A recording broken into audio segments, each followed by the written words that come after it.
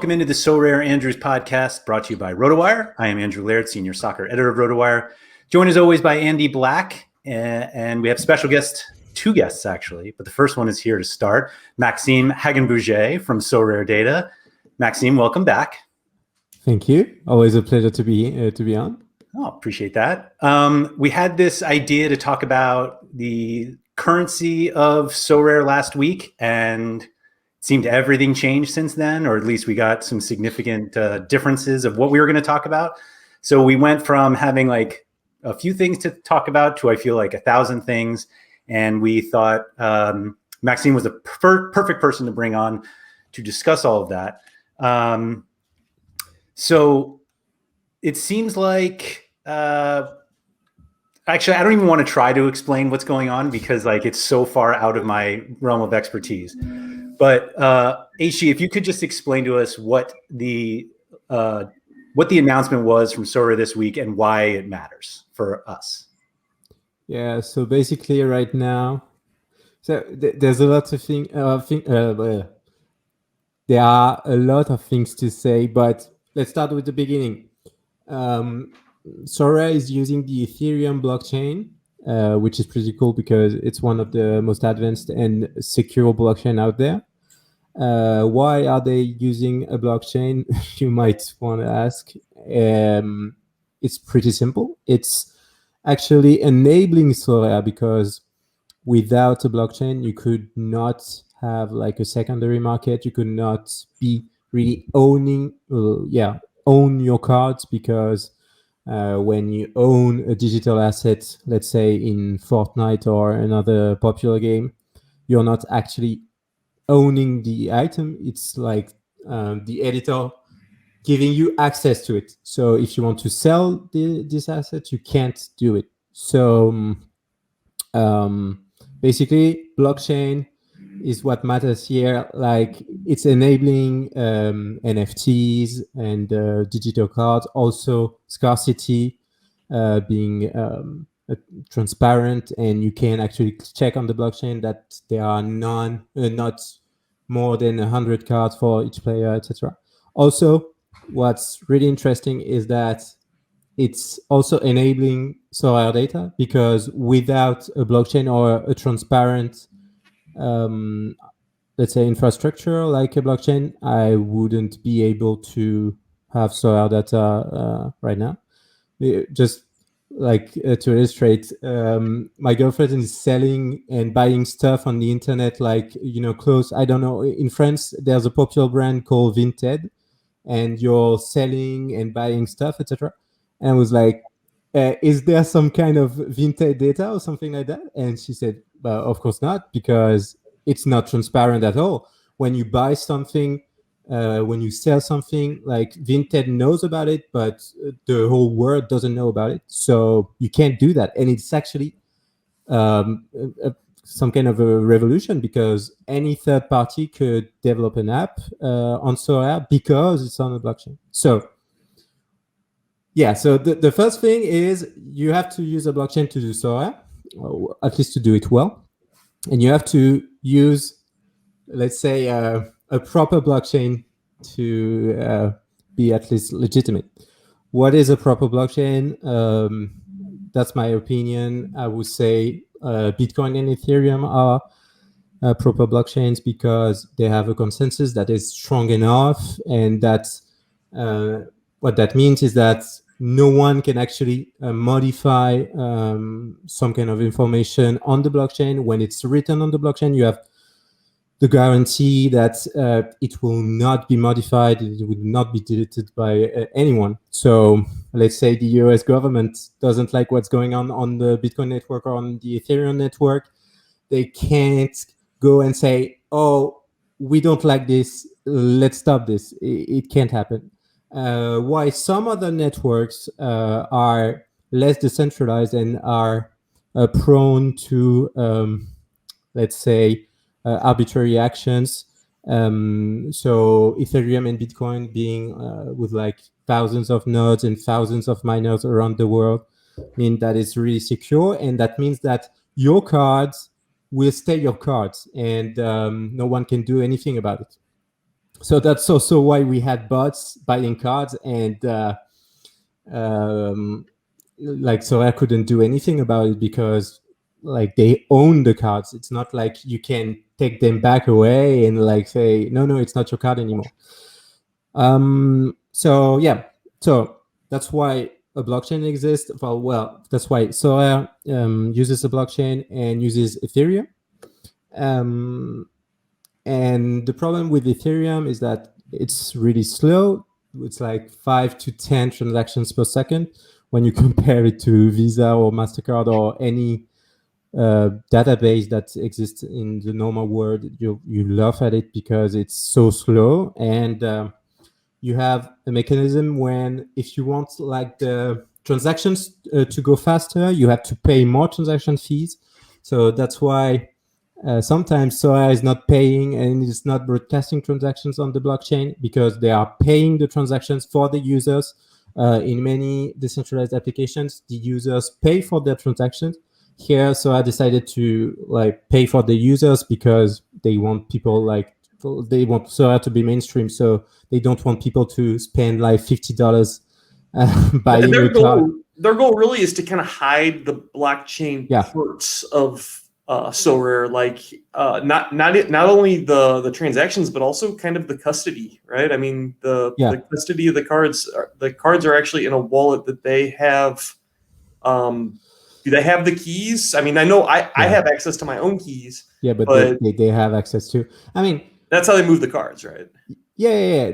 Well, not exactly, because what happens is that when you buy a card or when you bid on a card, you're signing a message saying, okay, I'm allowing this action. And what Sorare does is they are broadcasting this message on the blockchain saying, I'm doing this because this user asked me to do it and I'm paying transaction fees. But it's actually a cool way to do it. But the problem is they create your wallet and so they have access to it. Sure. You could argue that they are keeping your cards. Also, the fact is they have no interest in keeping you away from your cards, but they do have an access to your cards. But like I said, when you saw bots buying cards and everything, when the transfer was settled, they decided not to do anything about it. And I think that's a great sign because that means that they are not going to interfere on already settled transfer. If there was ever a moment, it was that Ronaldo card, the super rare. And when they didn't do anything, that was them saying that we're not going to interfere. Yeah, to me, it was like a really red flag if they have done anything about it, because that would mean that you set precedent for not something. Your keys, not your cards, right? Yeah, it's exactly. So I mean, kudos to them, not overreacting and not doing bad stuff because of some people losing a lot of money. I mean, I'm very sorry for these guys, but I mean, it's like Ethereum. I don't know if you guys heard about it. There was a big bug sometimes in 2016. Multi-sig or DAO? No, the DAO. Yeah, there was a like a smart contract that lost like $20 million at that time, and they decided to go back on the blockchain history to revert all the transactions and refund everyone. And they did that once, and that was kind of a controversy because Ethereum forked, so divided into two networks. Some people did not agree with the decision to go back in time, so they said, I'm out. It's not my philosophy. I'm going out. But like 80% of the miners decided to stay on the new chain. And so there were multiple bugs afterwards, but each time they said, no, we did it once. Maybe it was one too many, and we're not going to do that again, even if like we had the multi-sig bug that lost like $500 million at the time. So I mean, Sora is doing good on this side, at least in my opinion, and they are not interfering with the ownership of the cards, so that's good. But you have to keep in mind that they are actually hosting your keys on their servers, and that's why you have such a great user experience also. So that's good on one side, but also you have to keep in mind that if you want to withdraw your cards and just say, no, so I don't want you to store my cards, well, you can do it. You can withdraw all your cards to another address. It will cost you a lot of money, of course, with the state of the network right now, but you actually have the power to do it and sell your card on another platform like OpenSea. I know that guys like Mark, You Never Walk Alone, did that a lot in the beginning when fees were cheaper. And you can use your cards on stuff like Sorare Data or Ubisoft or whatever comes next. So that's the beauty of blockchain. So the problem with Ethereum being slow and too expensive. Sorare spent like millions, really millions, in transaction fees in the last month. And let's say since in 2021, I think it's in millions. So even if they are making a lot of money, I mean, you have to say, what if we could like lower the transaction fees a bit so we can make more money? Yeah. I'm not worried about Sorare financial system or something. I think they're fine, but you always want to find the optimal solution. Honestly, the way I kind of think of it is if they can find the ultimate solution, whether it's we know where they're going now, but the more they can give back to their users is kind of the way that I think of it. I mean, right now their hands are tied a little bit because of transaction fees and it's definitely cutting into margins. But if you remove those fees or you limit those fees, the hope from the users is, hey, more is going to come back to us, right? Yeah. Also, that's why we did not see a new scarcity until now, because they are paying already too much transaction fees. So adding like 1,000 cards per player would be a disaster for them in terms of transaction fees, of course. Especially if those cards are worth a lot less because they're making less and then paying the same fee. Yeah, they're sometimes paying like $100 for cards being sold on the secondary market. So they're not taking anything from these deals because like they're not taking any cuts on deals right now, or at least on the secondary market. So they're very generous, we could say, and I think it's not going to stay that way a long time. I think when we will see the new solution being implemented, that they are going to start implementing slight fees on secondary market. But yeah, the new solution, so solving a slow network and expensive transactions. So you have something called ZK rollups. We won't go into the details, but basically it's saying we only put new states on the Ethereum blockchain, and we prove that we had the transactions to have those state changes. And we can do that, like, let's say 1,000 transactions in one batch, and just saying to the Ethereum blockchain, okay, we did that, and here's the proof we did this. It's complicated technology. I'm not sure I could even explain it to you. Even the way I think further. A good way to explain it, HG, is they're kind of like delta changes. Like it's almost like a bulk change in one update. Like hey, here's one transaction. It has all of our updates in it. Yeah, but what you have to, let's say, someone could say, why aren't they doing this now? We didn't have the technology back in 2020 to actually prove that these delta changes are actually justified by transactions.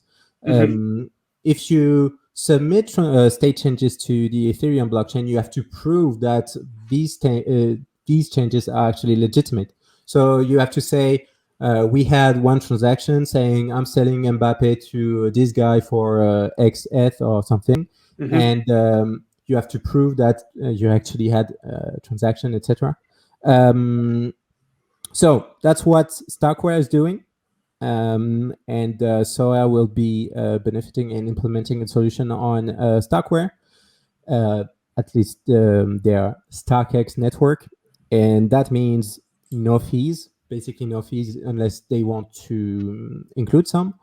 And that also means instant finality, basically. But that also means maybe less data availability. I mean, I don't know. I need to see how it goes, but that would mean that data would stay in Sorare's hands, and maybe some other parties. I've got a good question for you, HG. What's the realistic guesstimate on timeline? They said, what, July? Is that realistic at all? I mean, I mean, there are projects that already have implemented these solutions, and they are working. You have DYDX, the exchange, and you have also Immutable X and Gods on Chain. So it's not impossible, but I mean, July is very ambitious, and if they do it, I mean, I will have a very busy month of July, and I will not enjoy my summertime, I think. Yeah. Before we keep going, we just brought on Mr. Basso. Ivaldo, thank you for coming on. I believe this is the first time on the RotoWire podcast, and it took Sorare to bring you on. Yeah, which, I know a little bit about MLS, this much. I know even less about Sorare. And so you got me on for the wrong topic. And, I've listened to you for a long time, so it's a pleasure to be on. But one thing I have always wondered a bit, Andrew, is why you're the guy asking all the questions. You went to Villanova, NYU, and it's my experience that Villanova folks are just one small step more tolerable than like Goldman Sachs or Harvard folks in terms of like being the know-it-alls and knowing all the right answers. That small step below is why I ask the questions, because I don't know the answers. So I bring smart people around, and I look smarter because I have smart people around me, specifically on this podcast. I'm from the south side of Chicago and went to Northern Illinois University, so I'm not sure.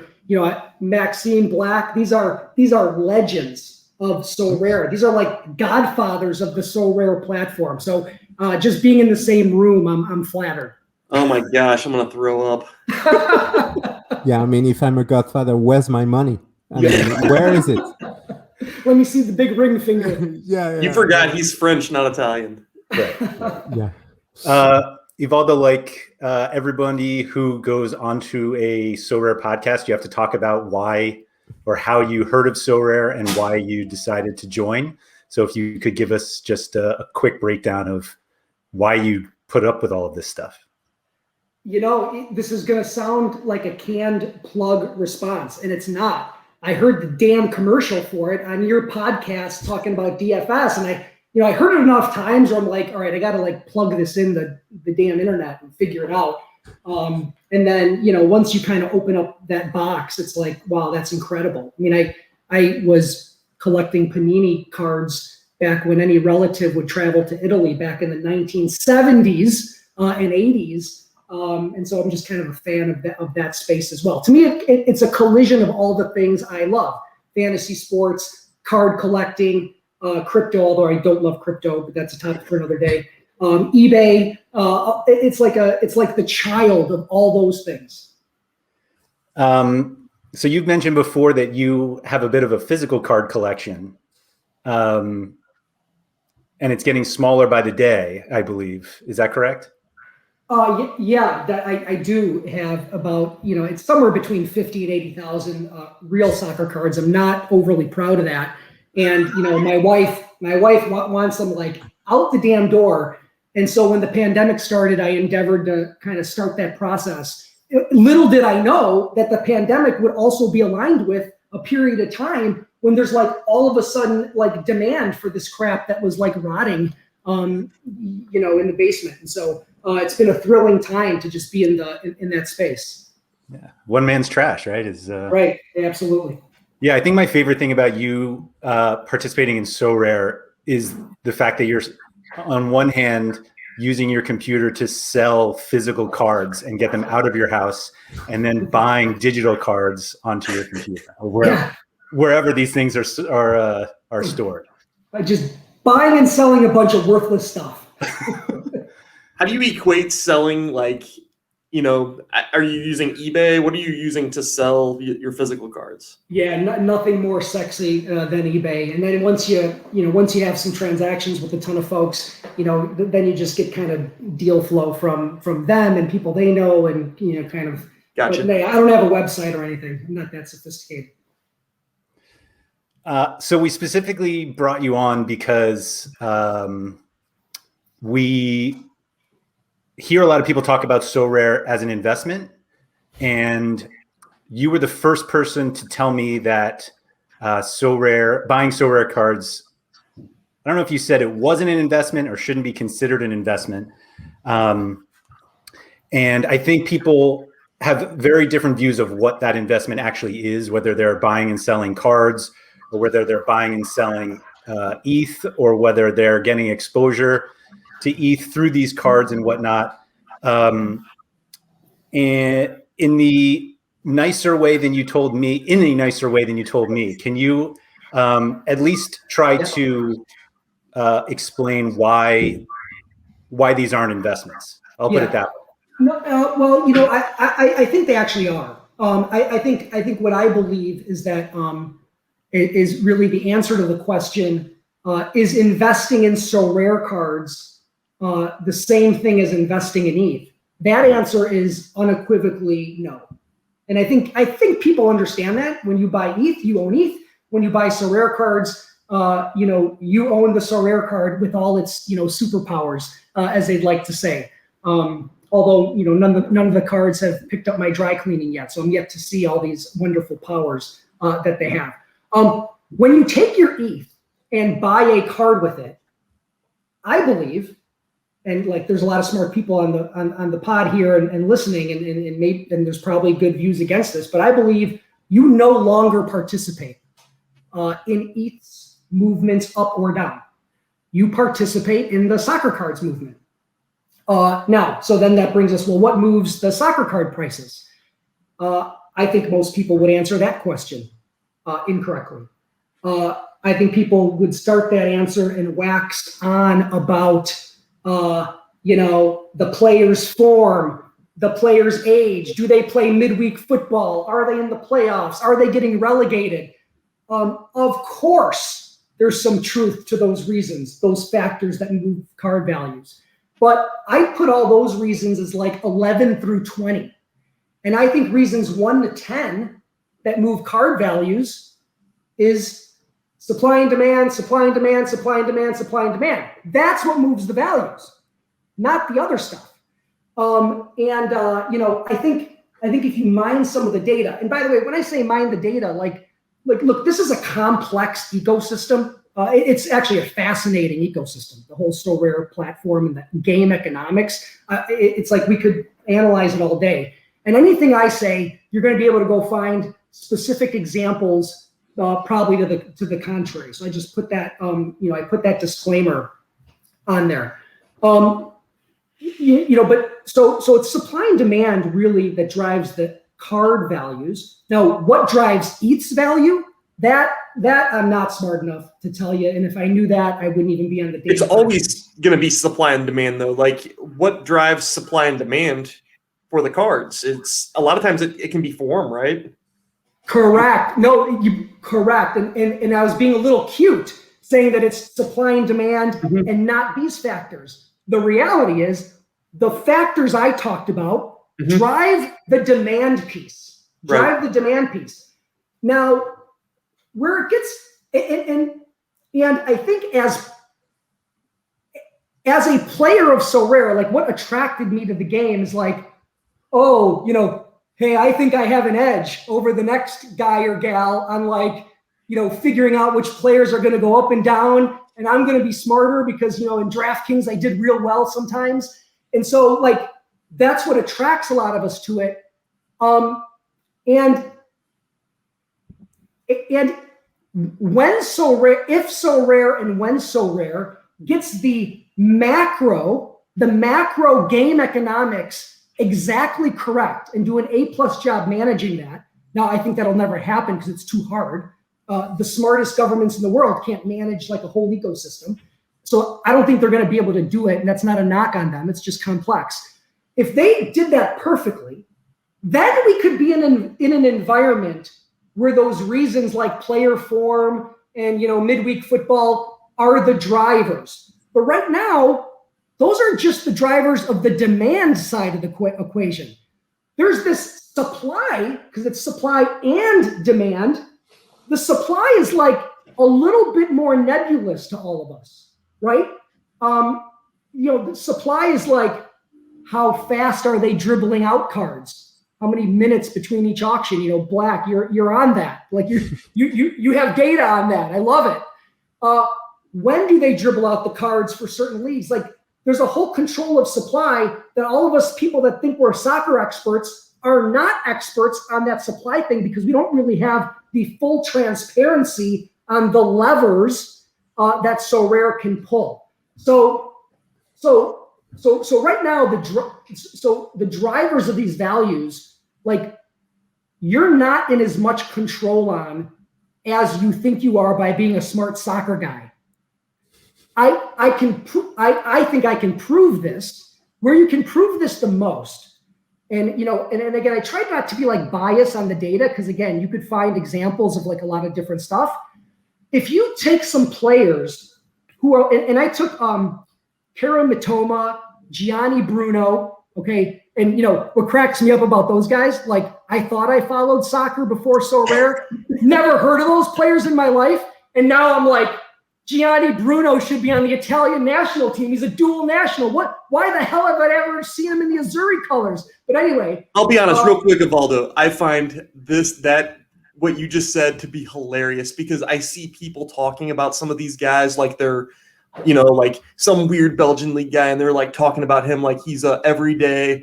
Everybody needs to know who he is. Like, yeah, why isn't sure Gianni Bruno? Why isn't he playing midweeks too? Like, why are they resting him? He's like, totally.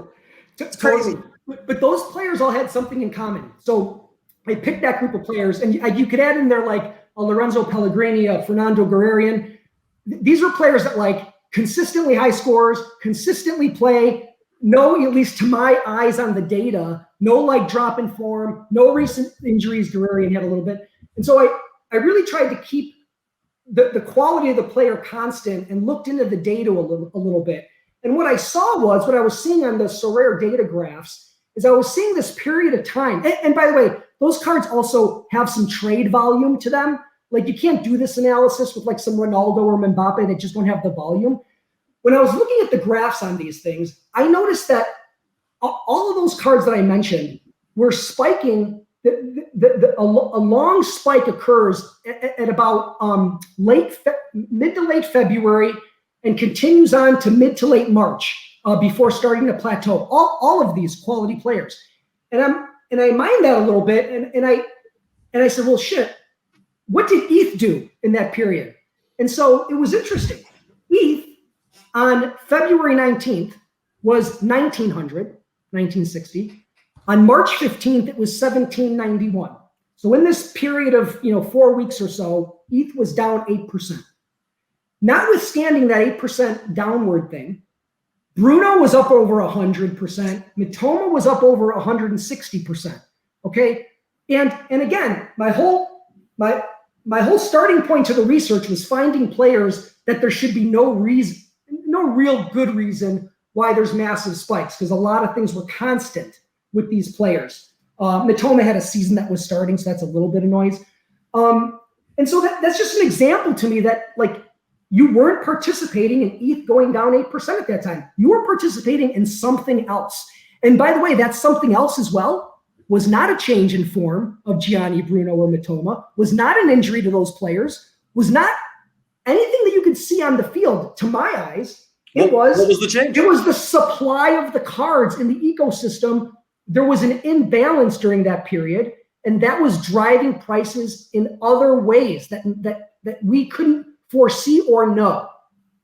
So it's really disconnected. And now Sorare, what they're going to do is, and I'm rooting for them, their business depends on being experts at the ecosystem and getting that supply-demand chain calmed down and right. That's how they're going to maximize their revenues and not see what we saw a couple months back.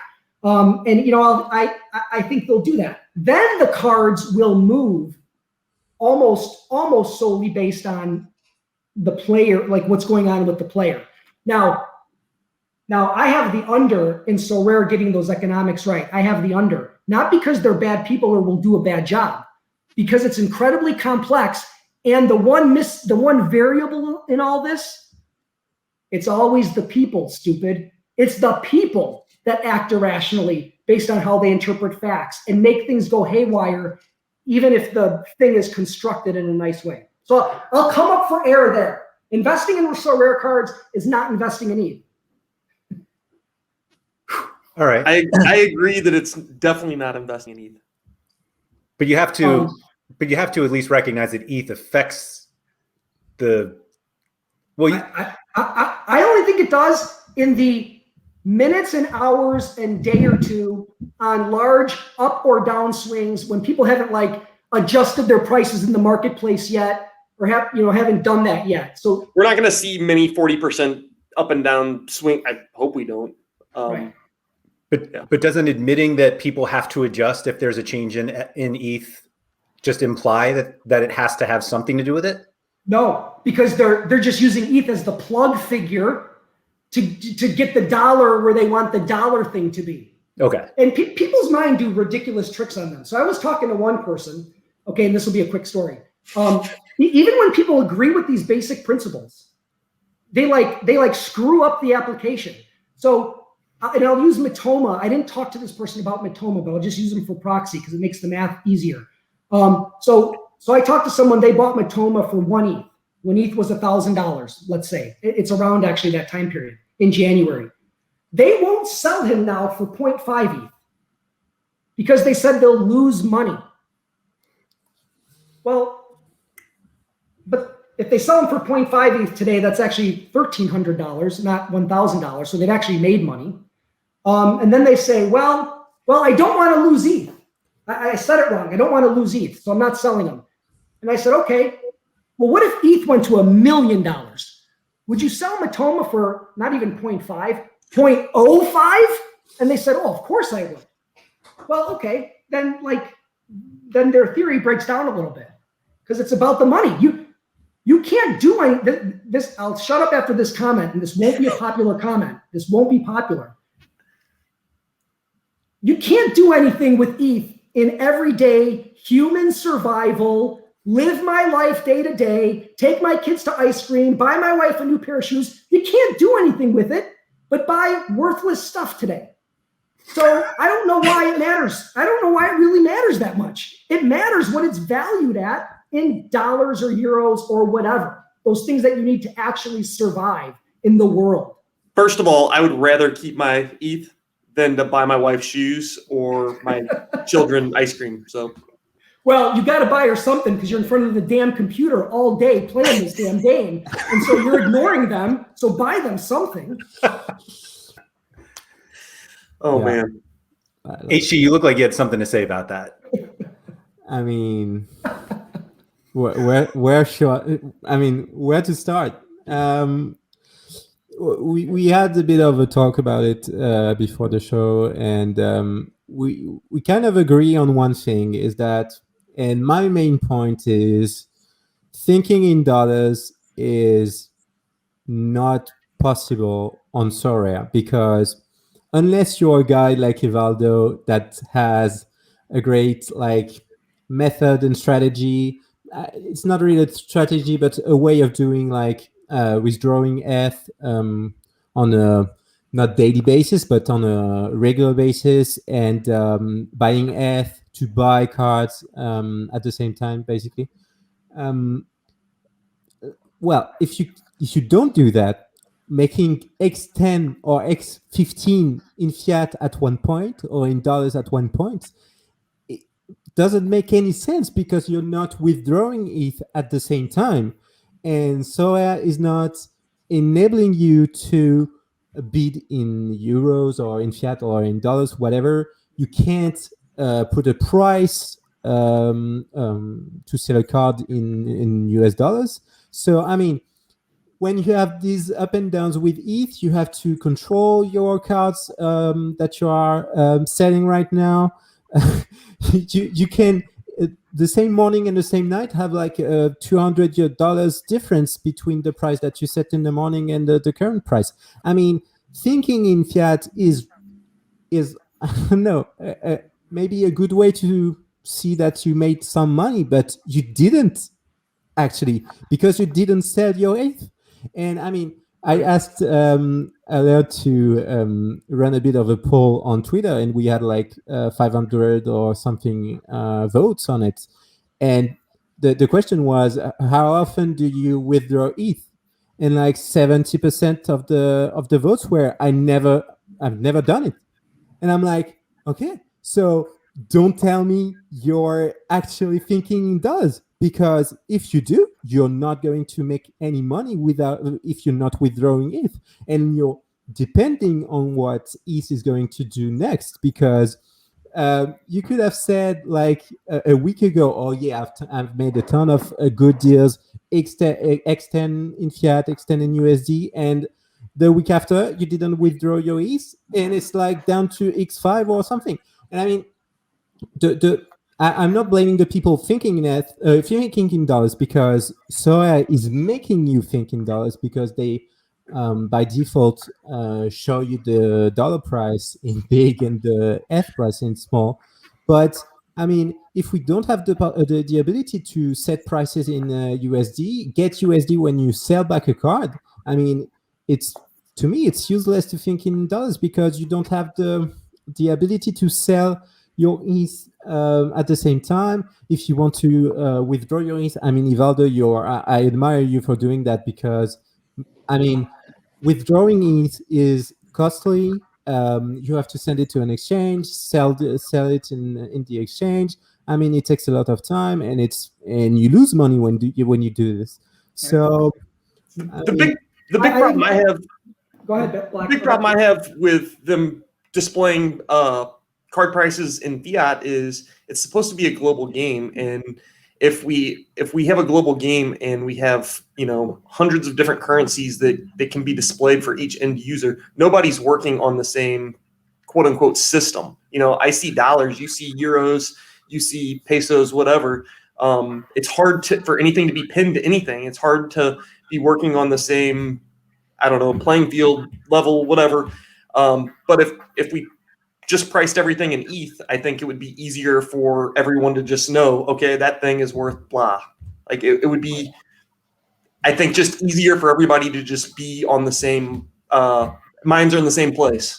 It's a nice practical expedient for some consistency, for sure. But Maxime was exactly right. Like, I don't know that people totally realize. I'll just stick with Matoma as the example. If I sold a Matoma card when ETH was $4,000, I sold it for 0.3 or whatever. Right then and there, you are actually buying ETH at $4,000. You are buying ETH. You're using this currency that you have, a soccer card. And if someone says, and so for me, so I sold about 40 cards, which was like a third of my gallery over the past 3.5 weeks. I wanted no part of ETH over 3,000. I certainly didn't want a part of it buying it over 3,500 or 4,000. But I was selling cards. But I realized, shoot, me selling cards right now is me purchasing ETH at these high prices, which I don't want to do. But I spent money to do this. It's costly, as Maxime said. I was right away putting that into dollars right away. I mean, it'd be like 2 days or so. You can't do anything right away. So that I wasn't taking ETH exposure. Yeah, and you said it, Andrew, like you can't do anything right away because you have to wait for the transfer to settle, and sometimes it can take like up to 2 days, and you're waiting for your ETH to come on your balance, and sometimes you can't do anything about it. And I mean, people. I mean, that would be nice to have like people all thinking in ETH and like denying USD or euros, but that's not going to happen, sadly. And I mean, many people are asking me why prices are in ETH on Sorare data, etc. And I mean, first, it's the currency that everyone's using. So I mean, it's pretty simple for me on a technical basis, because if you have to deal with dollars, euros, I don't know, livre sterling, I don't know, you said like the UK currency, pound, yeah. I mean, it's very difficult to do on a technical basis, but also, I mean, I like the fact that you're actually purchasing cards with ETH and not with dollars. And I mean, I'm not thinking in dollars or in euros until they actually implement a stablecoin purchasing system, because I think with the Starkware solution being implemented soon, we are going to say goodbye to ETH. And I'm just speculating. I don't have any info on this, but I mean, I'm sorry. I'm saying, okay, ETH, you did a great job, but now we're going full fiat. And I mean, that would be nice, because we would have like a valid common ground now, because as Ivaldo can say, fiat is king still, and you can't buy anything with ETH apart from Sorare cards right now in the real world. But until then, I'm still thinking in ETH, and thinking in dollars means I don't like it at all. We think stable coins are inevitable, though, right? They're going to implement stable coin of some sort. Yeah, I mean, if they don't do it, someone else is going to do it. I will be doing it. I mean, if I can build a marketplace on Starkware, I will definitely implement other things than ETH. And just because that's a competitive advantage. I mean, but I mean, regulation should come into play with this. I don't know how they're going to handle this. Yeah. Maybe I'm missing some points about I mean, it's simple technically to implement stable coins with Starkware, but maybe there are other problems. And also, I think Sorare user base right now is basically Europe and maybe France mainly. I know many of my users come from France, UK, and Italy. And so if you're using USDC as a stable coin, these guys would say, no, I'm thinking in euro. Why don't you have a euro stable coin? So does the euro have some kind of stable coin? No, because I mean, we're always 3 years late. I mean, you have dollars, like a stable coin for dollars, like for 5 years or something now, and nothing on the euro side. Real quick, for any of the users listening that don't know what a stable coin is, it is a coin like USDT, USDC, DAI that is pegged to the dollar. So that coin is always worth $1. So yeah, it is a cryptocurrency that is pegged to the dollar. Let's not say that it's always worth $1, because sure. As always, you have to trust someone on this. Let's say I'm issuing a stable coin, a euro stable coin or something. I have to prove that I have actually the cash in bank to actually match the amount of tokens that I've issued. So when you're buying USDT or USDC, you're trusting the authority or the company that issued the token that they are actually a real dollar pegged. Or you have something like DAI that is on the blockchain that is transparent and you know that is backed properly. Yeah, but then you have to trust that the smart contracts operating DAI will not fail at some point. And it did at some point in March 2020, I think, or back in 2020. I mean, it's recovered, but there's always a risk not owning like a real banknote. I mean, look where we're at right now. Of course, we're going to take some risks. We're buying digital blockchain soccer card. Like, come on. Yeah, I mean, it's probably safer to use to own USDC than Sorare cards. But yeah, let's just not say that since it's not a central bank issuing stablecoins, it's always depending on the company that you have to trust. And it's worth saying too, like the discussion we just had about investing and movements, and I think one person said to me, might have been you, Black. What if I just think of this as it's a game that I enjoy playing and I have a lot of fun with? And to me, that was like, hallelujah. It's the best posture I've heard about the game in a while. And I think that's a very nice way to kind of think about it and approach it. I think our dialogue was a little more geared towards, I think there are people that approach it. I think I approached it in a way of like, I'm going to make money on this thing, and I just, I kind of have the under on a bunch of people feeling like they're going to make a bunch of money on this thing. Of course, there's going to be exceptions, of course. But I have the under. I mean, you have to see it as like, I don't know if you guys played mobile games or at least PC games or something, but sometimes you have to buy hard currencies to actually own items in the game. It's actually the same thing.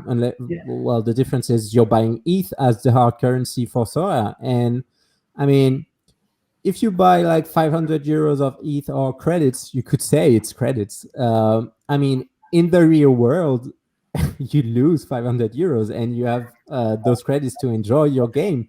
But here, you can enjoy a great game. I mean, I think it's a great game. And you can actually make money because you can sell those credits. And to me, everyone is forgetting this completely. I mean, it never happened before in any game before. You could not buy Fortnite skins or something and sell back your points that you bought for 100 euros or something. FIFA is the best example. EA Sports is making like $1 billion with digital cards that no one is actually owning except they disappear every year. Yeah. And I mean, people don't complain that much, and moreover, you don't even know what cards you're going to get when you're buying credits. You have just an animation, and hopefully one time in like a billion, you will going to have a Cristiano Ronaldo appearing. Right?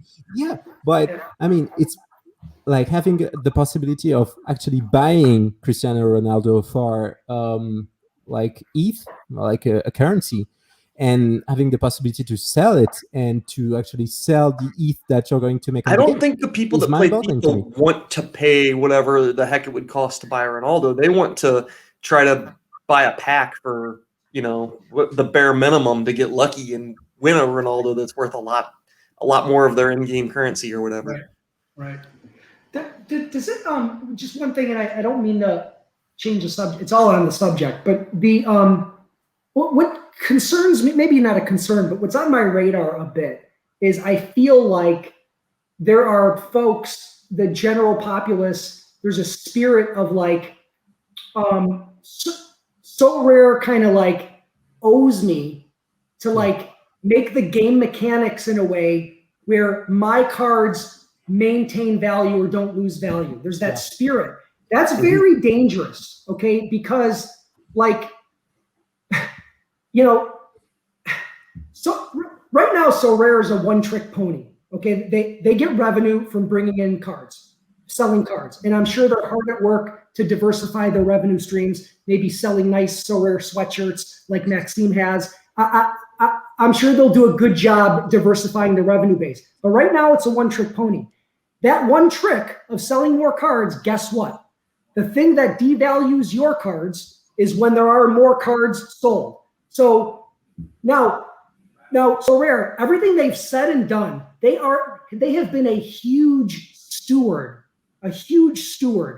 of the people that have entered the game already. and being very concerned and walking this tightrope very carefully to not be destructors of value. It's very impressive. It's very impressive what they've done to be the steward for the folks that have come in already. I just think, and I'm not knocking them, it is going to be a really, really hard tightrope for them to continue to walk as they're going to face pressures as a growing business, increasing revenues, bringing in more money. I mean, they have investors that want to get paid eventually that are going to push them. Sorare's mechanism to bring in revenue at a macro level is destructive to the current cards in the marketplace at a macro level. So, but it worries me that people have this, like, that company owes me to not pull levers that screw me. Yeah, like, people are going to get disappointed at some point. Sorare is not going to walk this perfectly forever, and not because they're bad people or not smart people. It's just hard. We can't all get rich. We can't all win. Hey, yeah, but I mean, the problem is, and maybe that's going to be unpopular, but there are so many people that went early on Sorare. Like, I mean, I'm one of them. Black is one of them. You can have like Zero, like a lot of French people that I know that did a crazy amount of money on Sorare, and I don't know what's the motivation of new users to come in, and maybe a lot of them are thinking, I want to be the next guy doing a lot of money with Sorare. And while it's a great game, I think people are basically playing Sorare to make money. And yeah, as you said, at some point, Sorare is going to have to stop the party, or at least lower down the volume and say, okay, we have given out a lot of money to some people. We're going to stop doing this because we are building a game and we're not building the next market that's going to make some millionaires, even if we've done it already. And like, I mean, they tried to do it with the ETH rewards being a bit like diminished or something, but I mean, they got so much backlash from it that they said, okay, no, wait, we're going to still have monetary rewards. But I mean, if you want to have a game that is, let's say, sane, like you have people playing the game and not investing money, you will have to have sometimes like these rewards being removed from the game. And that's not going to be a good moment to live for them.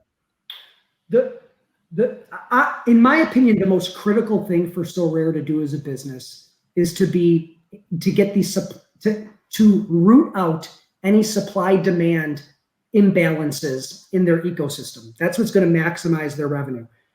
And so I think they will be focused on knowing what the drivers are of supply and demand, because they have the data, knowing what the drivers are and being proactive on managing that. Now, that same behavior of getting the supply and demand equation correct, that same behavior will also serve to minimize the opportunities for people to make large sums of money in the game, in my view. Of course, there's going to be people that can make money. They have some edge that they're going to exploit, but I'm talking about in general, the masses. Because if the supply and demand is perfectly executed, all of this should be very muted. You know, the spikes will be muted. So, you know, and we haven't even used the word yet. We haven't even used the term, which, you know, is really I'm not saying anything anyone doesn't know. The critical part to all of this is the user base, you know, expanding. That's the critical part to it. But again, as the user base expands, if Sorare pulls the levers the right way, they will use that user base expansion to maximize their revenue, and we all still feel like it's muted, and like our cards don't spike up 100%. You know, Mitoma's not a $20,000 card. I think that's why secondary marketplace fees are important, because it leaves the incentive for them to want secondary market transactions to occur. Yeah. No, I agree totally. And I know everybody, not everybody, but a lot of people are like, no fee. Why do we want fees? Well, they need to have an incentive for those to occur. Otherwise, ramp up the primary market sales when new users come in.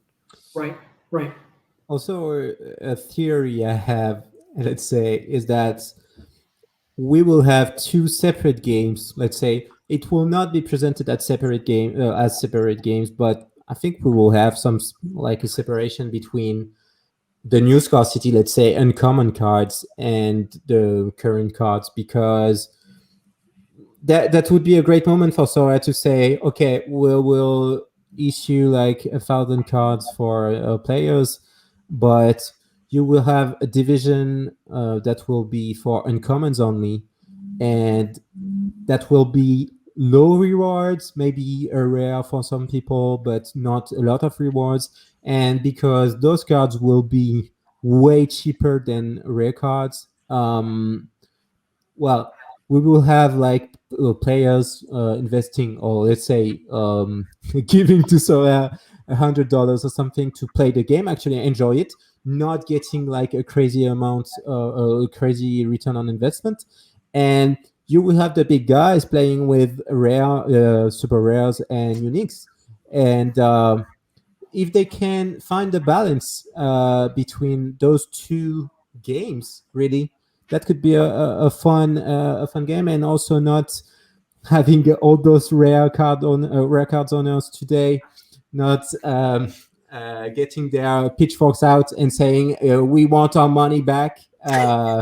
So yeah, I mean the uncommon scarcity is a great opportunity for them, and they need to think this through very carefully. To me, I think Black, what you said earlier, like not everybody's going to get rich. Like I don't think everybody who comes in to Sorare saying like I'm coming in to make money necessarily thinks that they're going to get rich. Like there are plenty of people who play DFS like DFS costs money, and they're either a break-even player or they just lose, but like they like the game, and so they're willing to spend their money doing that. Like I think there are plenty of people who can come in and buy these Sorare cards. Oh, this is cool. I own, whatever players, and you're doing your research. And there are plenty of people who would like jump into Jupiler research for free. And now it's like, oh, maybe I can make $5. And if they lose 100, like, yeah, they're probably okay with that. We just need to get a lot of those people for us to get rich. Sure. Yeah. But when you play DraftKings or something, like you lose your entry fee. If you lose the game, like you don't earn anything. And so our tournaments are free to enter. And I mean, like, when you buy a card, So you're basically paying all of your entry fee up front when you buy the cards. It's like, here's all my money for my entry fees. Definitely. Is the way I think of it. And you can sell that card back and make a profit somehow. You told me that my first day, Black, like when I was like asking a lot of dumb questions, you told me that concept. Like you're just paying the money up front and then letting your cards almost pay you with ongoing dividend or interest payments. And that really like changed my lens a little bit as I was kind of learning. Yeah. That was helpful. Yeah. I was going to go on another story here, but Ivaldo, you have to leave us. But we'd like to have you back whenever you're free. But thank you very much for coming on. Seriously, it was very helpful explaining that side view. Yeah, thank you guys. Take care. Yep, see you. Yeah. So I had somebody contacting me literally today, asking like how much money they think they could make, how much money I thought they could make buying and selling cards on Sorare. Yeah. And it was one of those questions where I'm just like, there is really not a simple answer to this question. Like I have 100 questions for you before I can even answer that question. But it kind of went along with that Twitter poll issue that you brought up, that like all these people aren't withdrawing from Sorare. So like people ask me like, how much money have you made on Sorare? And I'm like, how are you valuing this? Like I have not withdrawn from Sorare yet. Like I've bought and sold cards and I've theoretically profited on those cards, and I've just taken that. So the real question is, how much money have you lost on Sorare? That's it. How much F have I bought to play Sorare? I believe is actually the question you're asking. But it was like, so I think people who come in, they're like, I'm going to go play Sorare to make money. And you're just like, well, if you do that, one, you have to decide what kind of money you're making. If you think ETH is money, are you just trying to accumulate ETH? If you don't think it is, and it's just a way to get more dollars or euros or pounds, like whatever, like you need to figure that out. But ultimately it was like, I think there are just too many people who don't have an out. Like we're saying, like we're all going to be rich or we all can't be rich. But like, if you get rich on Sorare, how does that happen? Is it you constantly selling cards and withdrawing? Is it you one day just building up your ETH balance in Sorare and one day pulling it all out? Or are you just going to try to sell your gallery when it gets to a certain point and then you leave? Like, someone's like, can you get rich on? I don't even know what rich means on Sorare anymore. Like, I have no idea.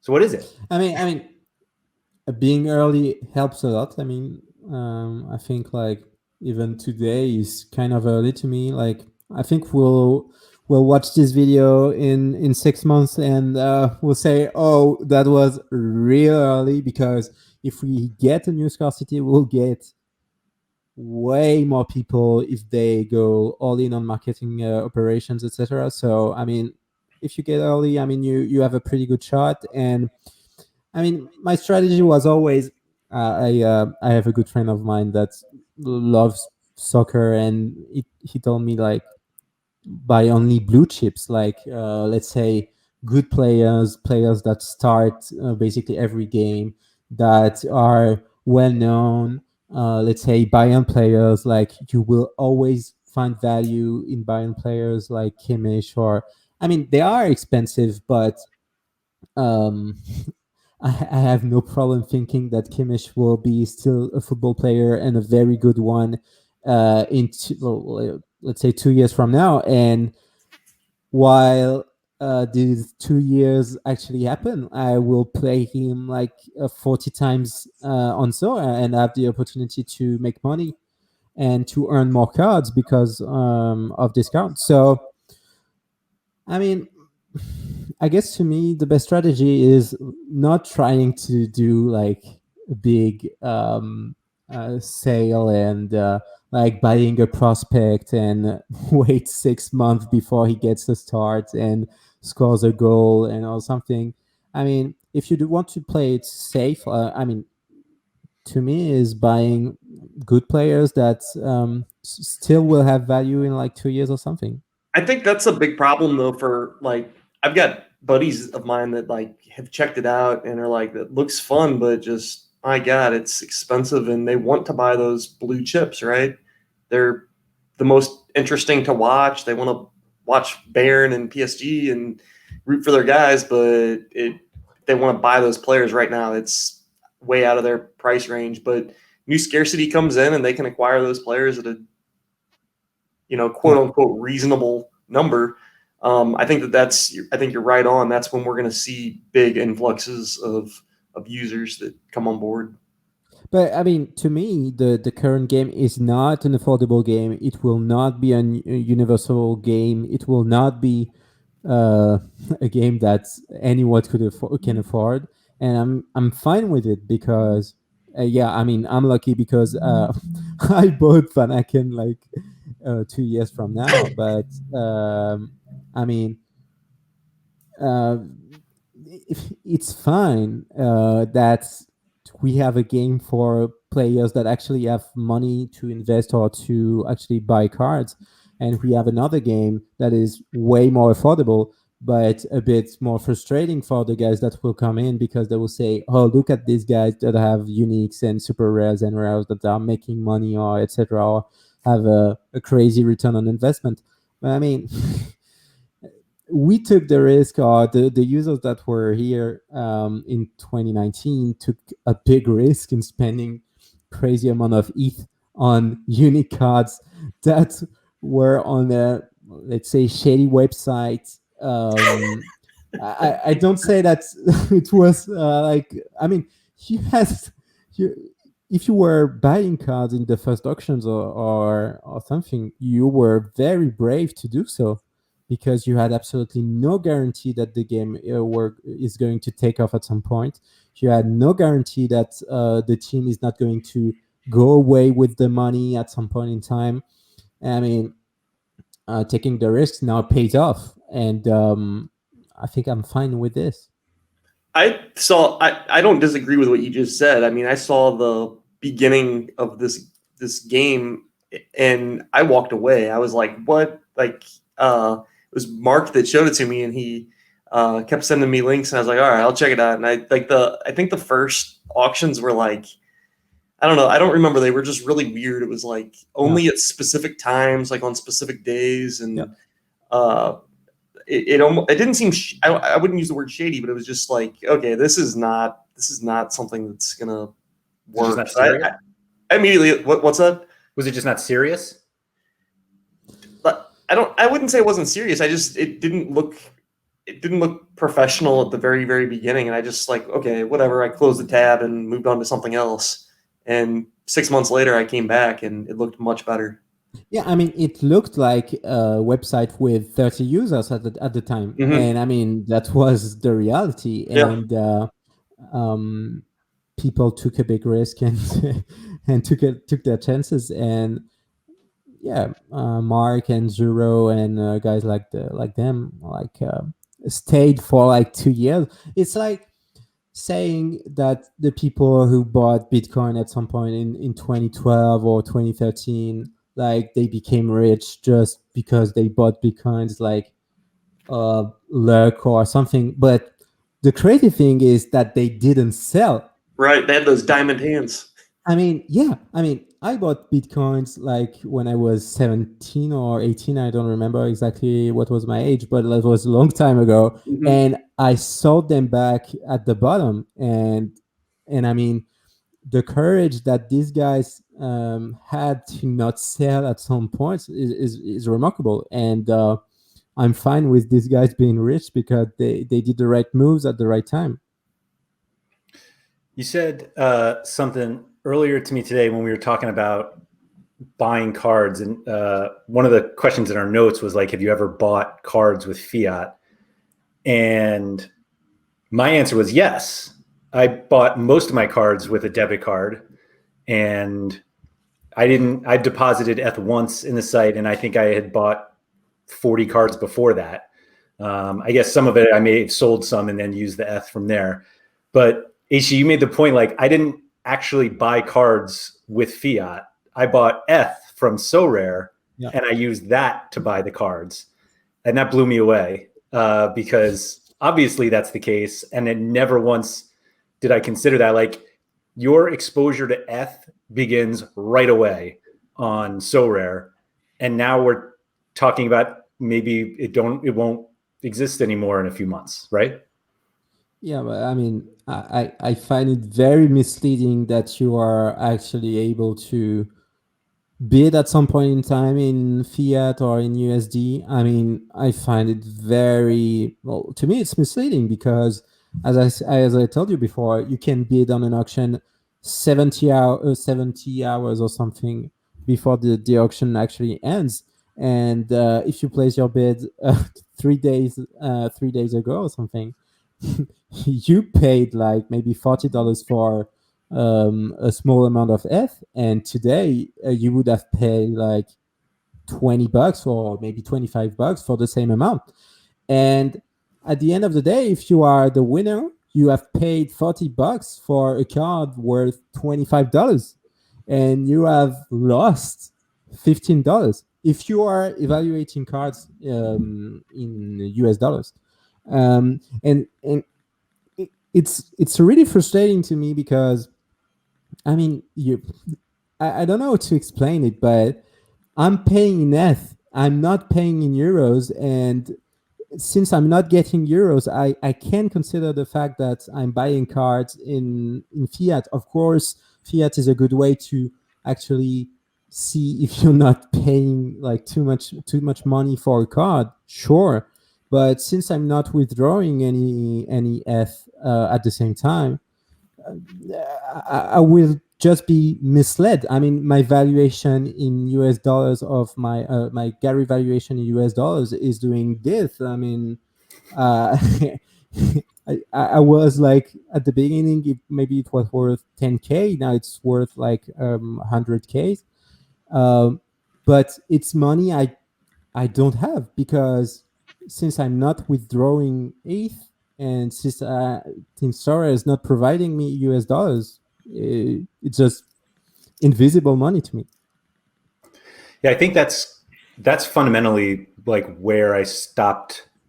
Like I would only look at US dollar prices when I started, because it was like that's how I'm getting money out of my account. Like I have dollars and I'm going to turn these dollars into cards, and however that happens, it's like that's it. But I don't know what the point was, but at some point I started only thinking in ETH. And I think the huge swings in the US dollar to ETH conversion in the last 2 days has made me like start looking at dollars again, but I still fundamentally look at ETH. But I think what's interesting is how many people will buy and sell cards only thinking about fiat. So it's like they don't care if they had an ETH profit or loss, as long as they theoretically sold their card for more US dollars than they bought it for, they consider that a profit, except the ETH that they now own could be worth 1/10 of what it is tomorrow. And that's something that everybody seems to ignore when you're only thinking about fiat. Because ETH does not only go up, right? Yeah, but that's the point. I mean, right. Like if you're a 6 months Sorare user, you only have seen ETH go up, Right? And like seeing it go down by 40% in one day is something completely frightening to someone normal, to someone that don't know crypto. Yeah. Right. And I'm actually curious to see how the market will react. I know that the Sorare market always reacts a bit behind, like 2 or 3 days behind the ETH fiat market. So I'm curious to see what will happen. But yeah, I mean, the profit that you made is just gone. So I think the secondary card market reacts incredibly quickly to declining ETH, and that everybody's like, oh, now that this card that I posted for $1,000, it's now only posted for 500. I need to go repost it, so I'm doubling the ETH purchase, asking price. That happens immediate. Nobody wants to lose fiat, but if ETH is skyrocketing, nobody's going in and be like, I should lower this price. Right now, the crazy thing to me is that you are not able to set a euro or USD price for a card. And I mean, that is such a big problem. I don't know how you can let people list a card, say you're listing it for, let's say 0.1 ETH, and it's worth like $150. And you come back and see that your card sold for $100, and you didn't have your say. Like maybe you wanted to sell the card for $150, and because ETH goes down, you sold it at a completely different price. And I mean, to me, it's wrong. I mean, I disagree, and I think everybody has their own goal. Let them go after their own goal. If they want to try to accrue more ETH, let them try to accrue more ETH. If they care about dollars or pounds or whatever, then they need to be very, very careful about the swings in the market. I mean, it's not a good user experience to me. I mean, you're doing everything for everyone to think in dollars or in euros, and you're not getting the ability to users to actually set their prices in euros. So what are you doing? You're sending just mixed signals, and you're confusing people. And you're still showing prices in euros, dollars, etc., and you're still showing a balance in ETH. And I do agree, mixed signals. I hate that. Like pick something. Why do we have multiple options? Why are we showing two things? I would rather, like, if you want to go by dollars, go by dollars. If you want to pick something. Yeah, I mean, I told Nicola that before, and he knows that's a problem, and I think that's why Starkware implementation will be only in dollars, and I don't see it involving ETH. Maybe at the beginning, but I mean, you have to solve this problem at some point if you want to have like an affordable and universal game that anyone can play. I mean, you have to stop selling cards in ETH or stop showing USD prices or Euro prices. You have to make a choice. That's what I was going to say. Do you think it would actually just be better if they didn't show fiat price at all? Yeah. I mean, it's like, if you don't know it, if you like choose whether, because you arrive on Sorare, let's say you're not signed up yet, okay, so you see prices only in fiat. So let's say you're an American user, you see that Mbappe card, it says it's worth like $5,000 or something. You say, okay, let's sign up, and now you see $5,000 and some amount in ETH. Okay. So by assuming that the price that is actually showing in big is the dollar, when you actually try to buy this card, or if you want to sell a card at some point, you might actually think that you're listing the card in dollars or not in ETH. And I mean, if you're not watching the market and if you don't care at all about ETH or crypto, you can get misled by a lot of money. And I mean, I don't know how it can still be that way. And maybe I'm wrong, and maybe I'm I think it's hard to say that that's misleading. It's like you said earlier, it's probably not the best user experience. And I think that the end user in the end, if they're getting ready to spend that amount of money, they really need to do their homework before they go out and spend 10 grand on a card. Do you think there is a decent size user base that would stop participating if the game was like removed from ETH, or ETH was removed from the game? Excuse me. No, I think it would. I mean, like, I think there are people who play the game specifically to accumulate ETH because they think that, okay. And if that's basically not an option anymore, I mean, you can still make money. You can make money, withdraw it, and then buy ETH. Yeah, I mean, but nobody withdraws anyway. I mean, if you have the possibility to withdraw to an exchange that for practically no fee, you can still buy ETH with the cards that you sell.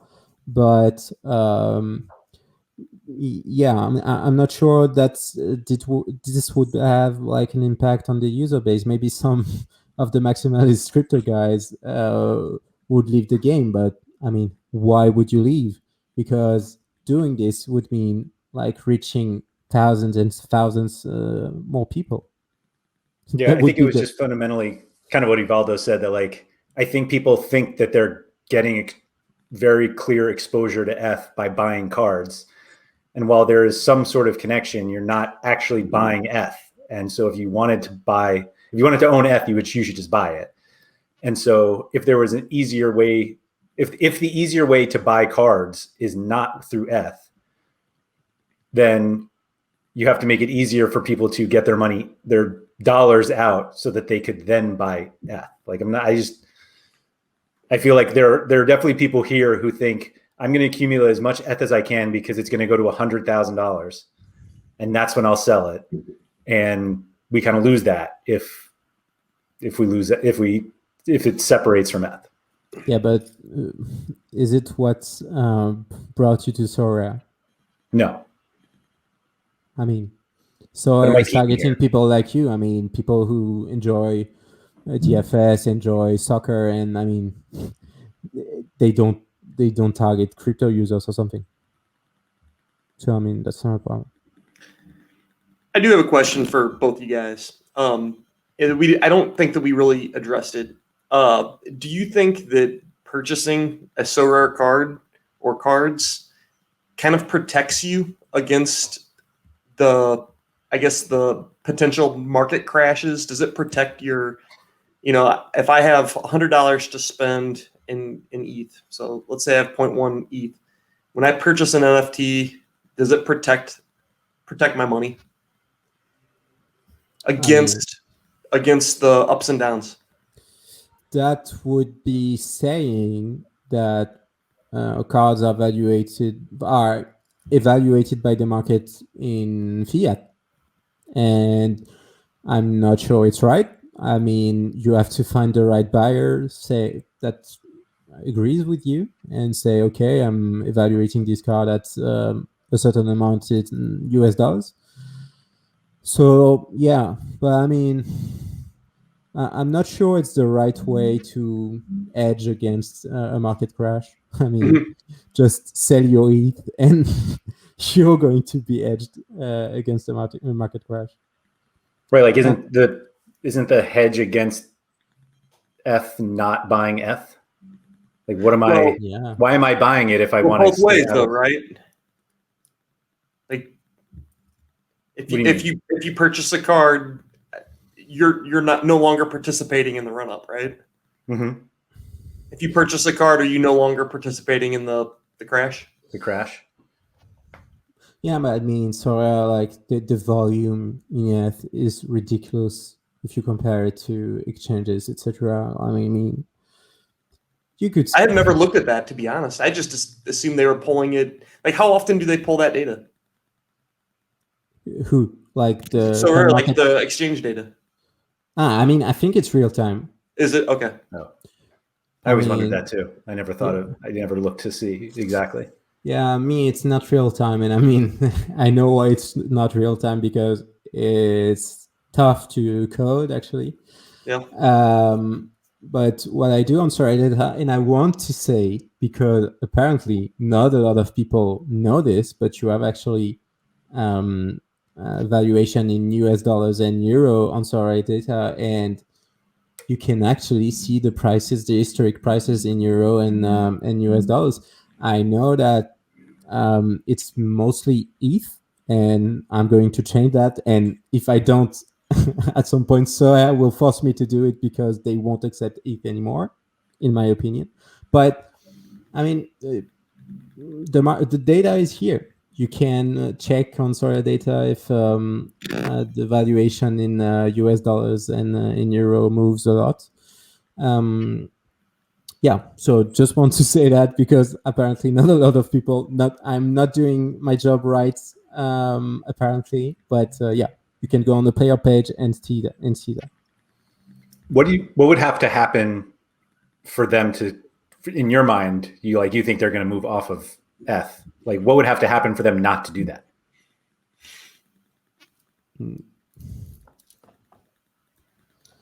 I mean, nothing. I mean, to me, it's impossible. I mean, they have to go out of it. I mean, yes, no. There's one world where there's another financial crisis, and everyone realizes that banks are actually owning your money, and you're not owning your money yourself. I mean, that's why crypto exists. I mean, Bitcoin is here because we had the 08 crisis, and people lost crazy amount of money because banks told them, "Hey, we're closed. Sorry." And I mean, there's one world where Bitcoin actually becomes a currency that is accepted by everyone, and ETH goes the same way. But I don't see it's happening like in the near future. So when you have someone that is Nicolas Julia, the CEO of Sorare, that is repeatedly saying, we want the game to be affordable, we want the game to be simple for people, I don't see ETH staying a very long time. And I think that by the end of 2021, it will be gone. Real quick, just so we don't confuse anyone, when you say that, you mean that the currency in the game will no longer be ETH, but these will always be NFTs on the Ethereum blockchain. Yeah, sure. I mean, you can have like a NFTs are not linked to ETH Yep. at all. You can say I'm selling my NFTs for USDC or for 100%. another. I just want to make sure NFT. everybody Yeah. understands Sure. that we're Sure. speaking here. But yeah, you Sorare has the choice to implement another stablecoin or something. They could do it right now. Just the last thing, we were touching on this a little bit before Ivaldo came on, but fundamentally, what's going to be what are the biggest differences when they start using this Starkware? Like from the user perspective, like obviously things are going to be faster, like that's what we're told, but like does somebody like me recognize any difference? Sure. Yeah. In what way? You see the transfer in progress, yellow text gone. Wondering if your balance is up to date, gone. Having like to wait for your rewards for like 3 days sometimes, that's gone. I mean, it's going to be pretty much frictionless. I mean, It'll be as fast as just a database on the back end. Yeah, sure. And Black, you experienced it back in the days when it was on the Loom network, and for the early users, it was a great experience because you were clicking on a button and it was done pretty much instantly, like in 100%. In 2 to 5 seconds, it was on the blockchain, and it's going to be exactly the same. So yeah, I mean, it's only great things. I don't see maybe you lose kind of some security because you like the amount of trust that you have to give to Sorare is a bit higher than currently, because, and I'm not sure if it's minuscule though, right? But yeah, but it doesn't really matter. I mean, it's just advantages at this point. Yeah. I think one of the things that people always say is like, if something happens to Sorare, like we'll always own our cards. Like that doesn't change. So like, yeah, I mean, let's say I'm from a technical point of view, and I know what's possible and I know what's not. And what I said before is that Sorare has never done anything related to card ownership, like saying to someone, you don't own this card, why they actually own them on the blockchain. But since they own their keys, did some shady stuff with it. So, I mean, I trust Sorare on this point, but you always have to keep in mind that they are hosting your access to the cards. And if at some point, like, they decided to stop doing this, or I don't know, the business go bankrupt or something, you could lose access to your cards. Someday they may build, and I hope to see something like this, an integration where you can provide your own wallet and tie it to your account, but we're just not there. And I mean, we see it with StopShot and the Flow network. I mean, these people are not caring at all about blockchain or about crypto or about anything or about security. I mean, to me, Flow is not a blockchain. It's a maybe distributed database, and that is validated by Dapper Labs and some other companies that have some ties. Yeah, I mean, it's not a blockchain to me. And I mean, we see that users don't care. So, I mean, it should not be a problem for Sorare, and you should not be worried about your cards on Sorare. I mean, these guys, I trust them very much. And I mean, it's not in their interest to do anything wrong or related to card ownership anyway. Yeah. Okay. That makes sense. I think we covered everything that I had down. Did we forget something? It was a lot. We thought we might go long today, and we did, but hopefully everybody got a lot out of that. Real quick, since we have HG here, do we want to let him plug his new lineup builder and some of the other stuff that he's building? Sure. Yeah. HG, just talk about all the stuff that now makes the greatest website on the internet even better. Yeah, thanks for that. But Yeah, so I'm working with Matt Hay, which is who is a Sorare manager and is pretty good at doing. I don't know, you say it in English exactly, but screens, beautiful screens. User experience, maybe. Yeah, but I mean mockups or wireframes. I don't know how you say it, but yeah. So I'm working with him. He's doing a great job, and he's working on some features on Sorare data. And one of the work that he's done is on the lineup builder. And I mean, when you play a side game on Sorare data, you have to pick players anyway. And until now, it was pretty basic and like, let's say, not very sophisticated, but you could pick your cards, etc. So that was working. But now we have a great interface. I mean, I think it's beautiful. Matt did a great job. I spent a lot of time integrating his work, and so I encourage you to go to the lineup builder, which is accessible by your gallery, or if you click on your username in the top right corner and you click on my lineup builder.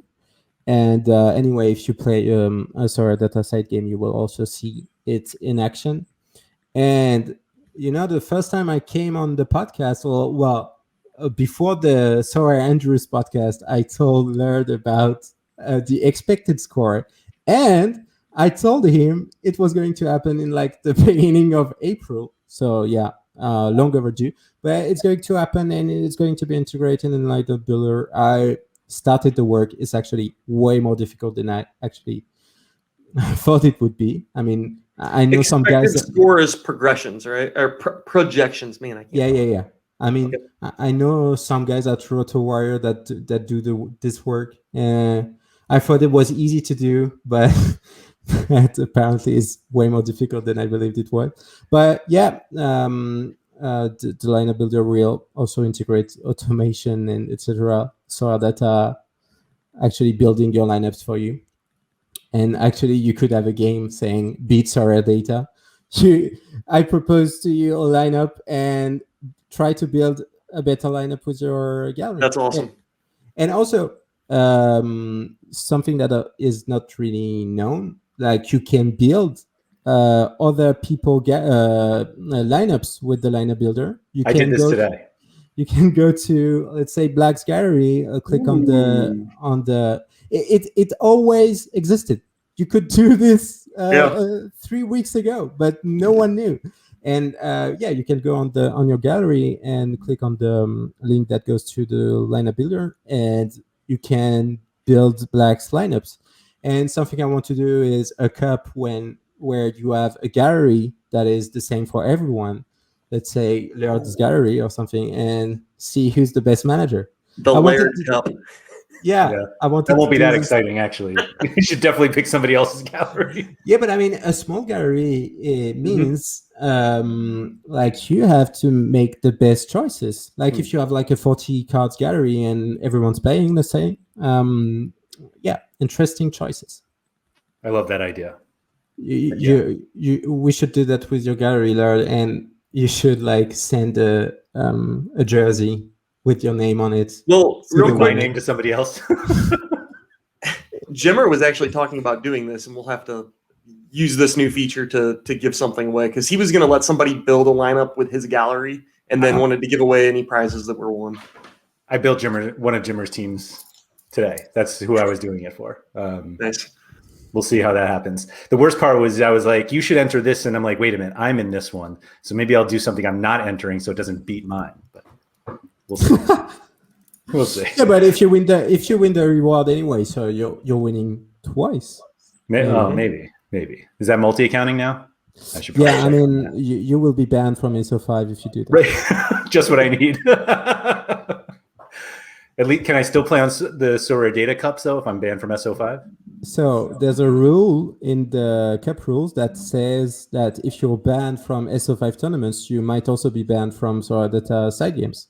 Might also. Yeah, I mean, maybe. I accept ETH, USDC, also Bitcoin. I only have stablecoin. Yeah. Yeah, no. No fiat. No bank. No, I don't have a bank. I don't have a bank account. All right, I'll see what I can do.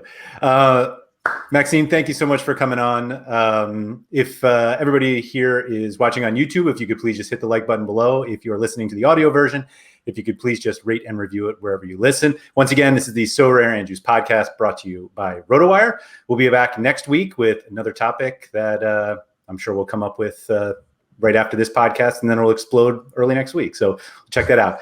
Maxime, Andy, good to see you. And we'll see you again, or talk to you again. Thanks, Andrews. Try RotoWire today, free for 10 days. Get our premium tools, rankings, analysis, and breaking news alerts. No credit card required. Go to rotowire.com/try.